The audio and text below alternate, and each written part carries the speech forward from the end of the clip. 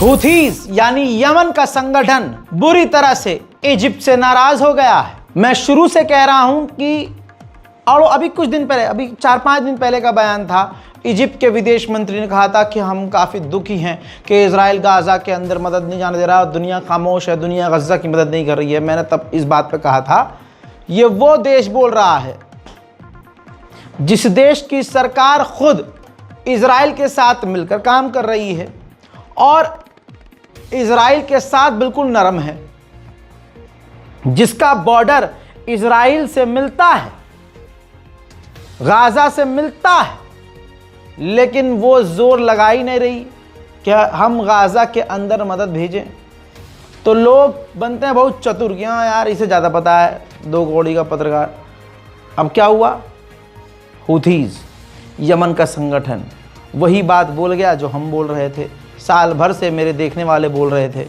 Houthis ने कहा है कि लाल सागर में हम अब इजिप्ट के जहाज़ों को भी नहीं आने देंगे जब तक ये इजिप्ट रफ़ा की क्रॉसिंग को खोलकर गज़ा में मदद जाने नहीं देता। मैं पहले से ही कह रहा था कि इजराइल और इजिप्ट की सरकार मिलकर ही इस रास्ते को बंद किए हुए हैं। आज हूथीज ने अपने मुंह से कह दिया कि ये इजिप्ट रास्ता नहीं खोल रहा है, न गाज़ा के अंदर मदद जाने दे रहा है, न कोशिश कर रहा है। मेरे दोस्तों, मुसलमानों के साथ अगर फ़िलिस्तीन के साथ अगर कोई धोखा कर रहा है तो यही अरब है। उधर गज़ा पर ख़तरनाक हमले जारी हैं। इस हमले की शिद्दत आप इस वीडियो से विजुअल से देख सकते हैं। लगातार ख़तरनाक बमबारी जारी है, लोग लगातार मर रहे हैं, अरब खामोश है। अब सुनिए, पिछले 24 घंटे में यह हुआ कि 14 और भूखे लोग ऐसे जो मदद लेने गए थे, अमरीकी एजेंसियां इजराइल के साथ मिलकर जो मदद के नाम पर नरसंहार कर रही हैं, ये बेचारे 14 वो लोग थे जो उसी कैंप में मदद लेने गए थे। गोली मारकर 14 भूखों को इजरायली सेना ने कत्ल कर दिया। हालात इतने ख़राब हैं कि अगर मदद का ट्रक पहुंचता है उसे लूट लिया जाता है, या कोई मदद का थैला फटकर ज़मीन पर बिखर जाता है तो ये मंज़र नज़र आता है। गाज़ा के भूखे बच्चे, छोटे छोटे बच्चे उस ज़मीन पर गिरे हुए अनाज को इकट्ठा करते हैं। सोचिए, जब पेड़ पौधे पत्ते खाने लगें तो उनके लिए तो बेहतर यही है कि गिरा हुआ अनाज समेट के खा लो। इजराइल ने गाज़ा का हाल ऐसा कर दिया है। इजराइल की ख़तरनाक बमबारी में एक फ़िलिस्तीनी औरत अपने घर के मलबे में फंस गई, 2 छोटे छोटे बच्चे भी। अब उनका ऑडियो आता है जो अब सोशल मीडिया पर आया है कि किस तरह से वो परेशान है, तड़प रही है और मदद मांग रही है। अफसोस मदद नहीं मिल पाती है क्योंकि बिल्डोज़र नहीं है, मलबा हटाने के लिए इक्विपमेंट्स नहीं है। सुनना चाहेंगे आवाज़? सुन लीजिए। انتوا بخير، انتوا بخير. احنا مش بخير نهائيا. هذه كلمة بخير بعيدة عنا. اولادي تحت الانقاض. انا من الصبح من الفجر واحنا بندور عليهم، نصهم برا ونصهم مش عارفة اطلعهم. ايش اللي صار معاكم؟ ومش عارفة، احنا نايمين، صار في قصف، لقينا حالنا في المرة الثالثة تحت في الانقاض. حماية وابو جهاد وبنتها الصبية وبنتها الثانية، هي ولدين. كنا نسمع صوتهم وابني مش سمع صوته وسط البنت. كنتوا سامعين صوتهم من قبل؟ من قبل كنا موجودين، كنا نتكلم، وانا كنت في الانقاض. جوزي باللي تفهمها حاولوا، يعني انت بتشوفني بتقول من اهل الكهف. يعني انت بخير هلقيت انت وزوجك؟ ऑक्सफाम हेल्थ इंस्टीट्यूट ने कह दिया है कि गाज़ा के अंदर 150% वाटर बोन की दिक्कत होने लगी है, यानी पानी की इतनी कमी कि अब जिस्म में पानी की कमी से बीमारियां, हड्डियां कमज़ोर, जॉइंट्स बेकार होने लगे हैं। इतनी कमी है पानी की। आपकी स्क्रीन पर देखिए, BBC, AFP, AP और रॉयटर्स ने आधिकारिक तौर पर यह लिखकर बता दिया है कि हमारे पत्रकार खुद जो हमारे लिए काम करते हैं वो गाज़ा के अंदर भूखे हैं और मौत के मुंह में जा रहे हैं। गाज़ा में जैसे तैसे अगर पानी मिल रहा है तो ये देखिए, जब पानी लेकर गाज़ा के लोग जा रहे हैं अपने टेंटों की तरफ, तो इजराइल उन पानी ले जाने वाले गाज़ा के लोगों पर गोलीबारी कर रहा है। अब तक 111 से ज़्यादा फिलिस्तीनी भूख से मारे गए हैं। पिछले 24 घंटे में 10 और ऐसे फिलिस्तीनी लोग मर गए जो भूख से तड़प तड़प कर मरे हैं। दूसरे नंबर पर सबसे बड़ा झूठा अगर कोई है तो वो इजराइल और इजरायली नेता है। पहले नंबर पर आज भी हमारा वाला सबसे आगे है, नाम मैं बोलूंगा नहीं, बहुत सारी एफआईआर पहले से है। दूसरा कौन? इजराइल।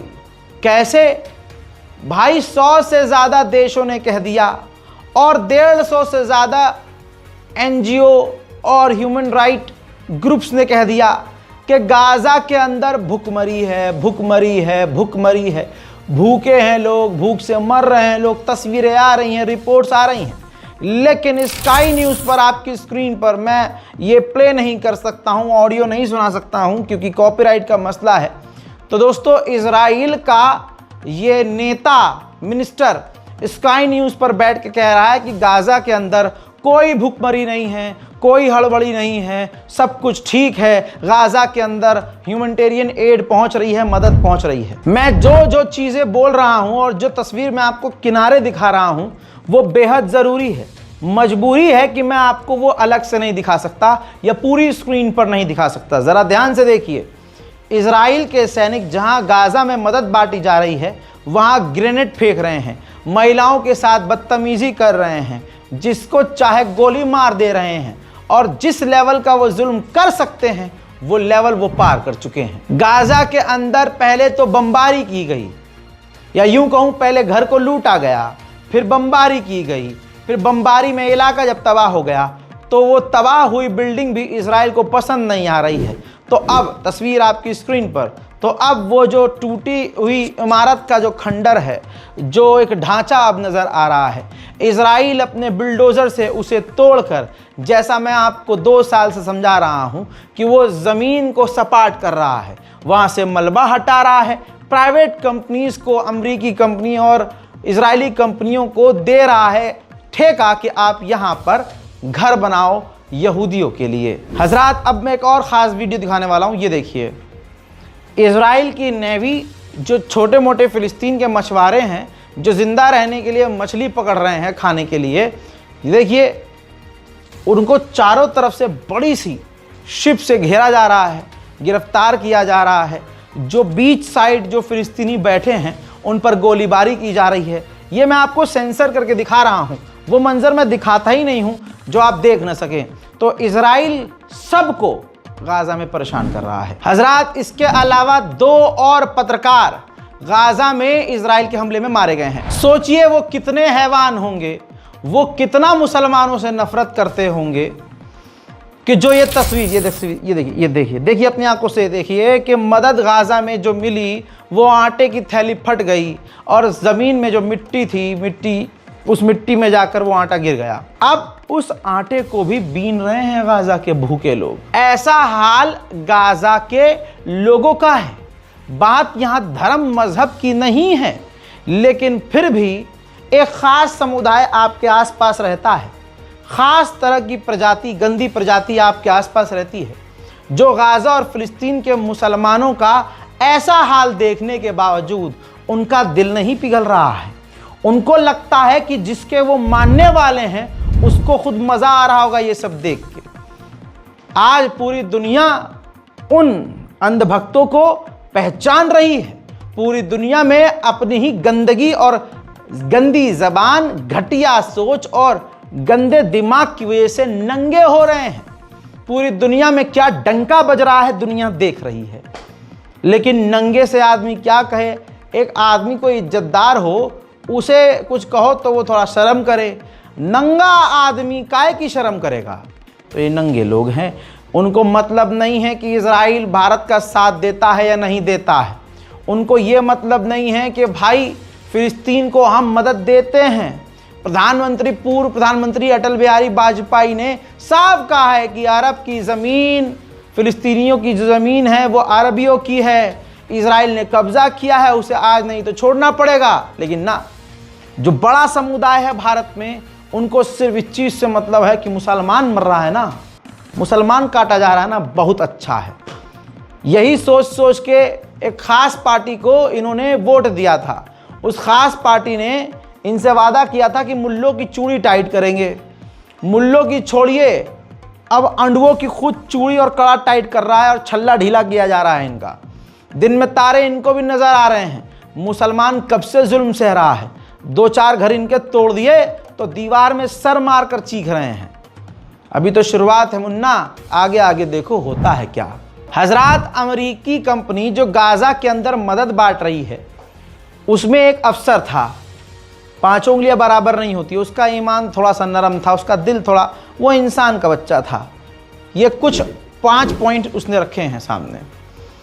हजरात, अमेरिकी फ़ौजी ने बताया कि GHF जो सर्विस है वहाँ पर कंपनी वो दे रही है, गाज़ा में मदद बांट रही है, वो बुरी तरह से गाज़ा के लोगों को नुकसान पहुँचा रही है।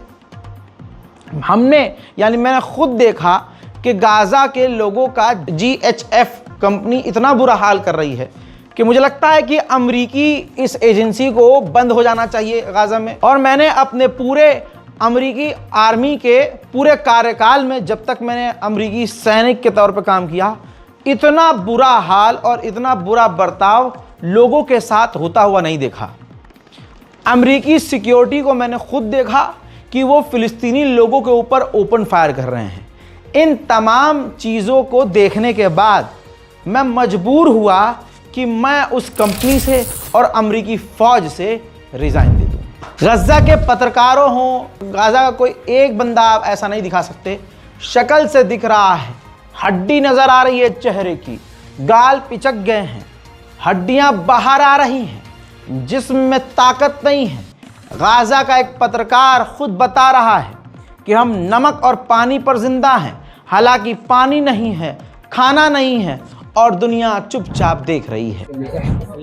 مستمر كالمية والملح أن يصل صوتنا إلى جميع أحوال العالم، لنقول للعالم بأمعائنا الخاوية أننا أصحاب قضية عادلة وأصحاب رسالة عادلة، ولا خيار أمامنا إلا أن نحاول أن ننقذ الدمار الحية حول العالم ونحاول أن نوصل صوتنا إلى العالم। इजराइल का पूरा प्लान है कि गाज़ा को इजराइल से मिला लिया जाए। आपके सामने ये इजराइल का राष्ट्रपति है। जब से ये जंग चल रही है, पहली बार ये गाज़ा की सरजमीन पर पहुंचा, अपने सैनिकों से मुलाकात की और उनकी हिम्मत को बढ़ावा दिया। और आड़ी टेढ़ी बात, यानी गाज़ा में हम कब्ज़ा करेंगे, गाज़ा में इजराइल की फ़ौज रूल करेगी, वही सब बातें जो नेतन्याहू को पसंद है, वही सब बातें इजराइल के राष्ट्रपति ने गाज़ा की सरजमीन पर खड़े होकर की। मैंने पहले ही कहा था, लोगों को बुरा लग जाता है, सोचते समझते नहीं है कि रज़ा कुछ कह रहा होगा तो कुछ बात इसके पास होगी, उसी आधार पे ये कह रहा होगा। इजिप्ट को मैं गरिया रहा हूँ पिछले 2 साल से, उसकी गवर्नमेंट को, इजिप्ट के लोग नहीं, उसकी गवर्नमेंट, क्योंकि गवर्नमेंट में जो लोग हैं ना, उसको पीछे से अमेरिका ही सपोर्ट करता है। ऐसे ही इराक में जो सरकार है उसको अमेरिका ने ही रोक रखा है। ऐसे ही लेबनान में जो राष्ट्रपति बना है वो अमेरिका के सपोर्ट से बना है। इधर सीरिया में जो राष्ट्रपति हिजड़ा जोलानी है वो अमेरिका के सपोर्ट से बना है। ये तमाम तो चीज़ें आपके सामने की हैं। बच्चे तो आप हैं नहीं अगर आप इतनी बड़ी खबर और बड़ी बड़ी रिपोर्ट्स, इंटरनेशनल रिपोर्ट्स आप देख रहे हैं, तो अकल तो आपके पास भी होगी ना। तो ये इजिप्ट का जो राष्ट्रपति है ना, ये खुद एक नंबर का हर्राफा आदमी है। हजरात मोहतरम, इजिप्ट के इमाम ने मस्जिद के अंदर से आलोचना इजराइल की करते हुए कहा कि इजराइल गाज़ा में नरसंहार कर रहा है, और उन्होंने सोशल मीडिया पर अपने लिख दिया। तो इजिप्ट के राष्ट्रपति ने इमाम को धमकी दी, अपने ही मुल्क के इमाम को, और धमका के उन पर प्रेशर बनाया कि आपने ये जो इजराइल के खिलाफ लिखा है आप इसको डिलीट करें। अल्लाह अकबर। आप कैसे ऐसे देश के या ऐसे राष्ट्रपति, ऐसे लीडर को, मुसलमानों का रहनुमा, इजिप्ट के लोगों को शर्म आनी चाहिए, ये तो उनका काम है। हाल ऐसा ही लगभग बिन सलमान का भी है, लेकिन बिन सलमान को कुछ कह दो तो यहाँ भारत, पाकिस्तान, बांग्लादेश में बैठे हुए जो जब्बा पहन के सर पर ऐसा जो है लाल वाला और सफ़ेद वाला वो जब्बा बांध के ना, सोचना कितने बड़े हम आलिम दीन हैं, कितने बड़े, ओ जैसे मोहम्मद बिन सलमान की खाला का लड़का है। सोचिए बरतानिया के तमाम अखबार, ये देखिए बड़े टॉप लेवल के अखबार हैं, सबने फ्रंट पर दिखा दिया है, लिख दिया है, छाप दिया है कि गाज़ा में भुखमरी है। मुझे गोदी मीडिया का एक अखबार बताओ, मुझे गोदी मीडिया का कोई एक चैनल बताओ जिसने गाज़ा में ये जो हो रहा है लिख दिया हो कि गाज़ा में भुखमरी हो रही है। अरे अंदर के किसी छोटे पेज पर नहीं लिखा कि गाज़ा में क्या हो रहा है। पता है क्यों? क्योंकि यहाँ सरकार हो, सिस्टम हो, शासन हो, प्रशासन हो, आरएसएस के एजेंडे पर चलता है। गोदी मीडिया का मुसलमानों के नरसंहार में सबसे बड़ा रोल है। आज जो मुसलमानों की पूरी दुनिया में इमेज खराब की गई है, उसमें बॉलीवुड और गोदी मीडिया और ऊपर से सरकार, इनका बड़ा अहम रोल रहा है। इजराइल के फाइनेंस मिनिस्टर ने बताया है कि हमें अमेरिका ने ग्रीन लाइट दे दी है कि गाज़ा को हम एक बेहतरीन रिजॉर्ट, एक टूरिस्ट प्लेस बना सकें, और यह बात हकीकत है। इस फसाद की जड़ यही हरामी है, डोनाल्ड ट्रंप। उधर कोलंबिया, अमेरिका में मौजूद कोलंबिया यूनिवर्सिटी ने बहुत सारे छात्रों को निकाल दिया है, सस्पेंड कर दिया है, क्योंकि वो गाज़ा और फिलिस्तीन के लिए आवाज़ उठा रहे थे। उधर यमन में हुआ है बड़ा धमाका, कहा जा रहा है इजराइल ने किया है। हुथीज निशाने पर हैं, लेकिन फिर भी हुथीज रुक नहीं रहे हैं। इसी के साथ ये जर्मनी की पुलिस का हाल देखिए। जर्मनी की पुलिस जो फिलिस्तीन के समर्थन में आवाज़ उठा रहे हैं, उन्हें मार पीट कर गिरफ्तार करके जेल में डाल रहे हैं। उधर आंखों के सामने फिलिस्तीन के वेस्ट बैंक का हाल ये देखिए। आंखों के सामने आशियाने उजाड़े जा रहे हैं। इजराइल वेस्ट बैंक में कब्जा कर रहा है, नोटिस चिपकाकर फिलिस्तीनियों की आंखों के सामने उनके घरों को उजाड़ रहा है। ये अगली तस्वीर देखिए। इजरायली सेटलर्स, जो किसान हैं इजरायली, वो अपने जानवर, पालतू जानवर चौपाए लेके आए हैं और उन्होंने फिलिस्तीनियों के खेतों और ज़मीनों पर अपने चरवाहे छोड़ दिए हैं चरने के लिए, ताकि उनकी खेती तबाह कर दी जाए। इसी के साथ इजराइल की सेना रेड करने के दौरान वेस्ट बैंक में घुसती है और आपकी स्क्रीन पर ये तीनों वो फिलिस्तीनी हैं जिन्हें इजरायली सेना ने रेड के दौरान कत्ल कर दिया। हजरात, इस बारकोड का इस्तेमाल करते हुए गाज़ा और फिलिस्तीन की मदद के लिए आगे ज़रूर आइए। हमने 6ठी और 7वीं मदद भेजी है, जिसकी तस्वीर मैं आपको दिखाऊंगा। मुश्किल है, वहाँ हम मदद भेज रहे हैं, लेकिन जिस बहन से बात हुई है उन्होंने कहा कि हम अरेंज कर रहे हैं और अरेंजमेंट हो भी रहा है, थोड़े मुश्किल से हो रहा है लेकिन हो रहा है।